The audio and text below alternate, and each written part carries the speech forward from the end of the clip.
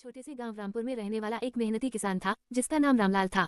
रामलाल के पास थोड़ी सी जमीन थी जिससे वह अपने परिवार का पालन पोषण करता था। उसकी पत्नी सीता और 2 बच्चे थे। रामलाल बहुत ईमानदार और मेहनती आदमी था। हर सुबह सूरज निकलने से पहले ही वह खेत में पहुंच जाता और शाम तक मेहनत करता। लेकिन एक दिन उसके जीवन में बड़ी समस्या आ गई। गाँव का एक दबंग आदमी शेर सिंह था। वह पैसे और ताकत के दम पर लोगों की जमीन पर कब्जा कर लेता था। एक दिन उसने रामलाल की जमीन के एक हिस्से पर भी कब्जा कर लिया। रामलाल ने कहा, शेर सिंह जी, यह जमीन मेरे बाप दादा की है, आप इसे क्यों ले रहे हैं? शेर सिंह हंसते हुए बोला, जिसकी ताकत उसकी जमीन, अगर हिम्मत है तो तहसील में जाकर शिकायत कर दो। रामलाल बहुत परेशान हो गया। गांव के कई लोग शेर सिंह से डरते थे, इसलिए कोई भी उसकी मदद करने को तैयार नहीं था।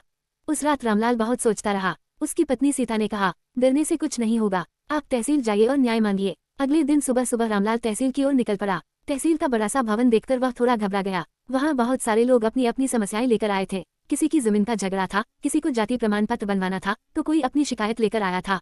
रामलाल ने हिम्मत करके एक कर्मचारी से पूछा, भाई साहब, मुझे अपनी जमीन के बारे में शिकायत करनी है, मैं क्या करूं? कर्मचारी ने कहा, आप पहले आवेदन लिखिए और फिर तहसीलदार साहब से मिलिए। रामलाल ने किसी तरह आवेदन लिखा और लाइन में लग गया। कई घंटों तक इंतजार करने के बाद आखिर उसकी बारी आई। तहसीलदार साहब बहुत समझदार और ईमानदार अधिकारी थे। उन्होंने रामलाल की पूरी बात ध्यान से सुनी। उन्होंने कहा, अगर आपकी जमीन सच में आपकी है तो आपको जरूर न्याय मिलेगा।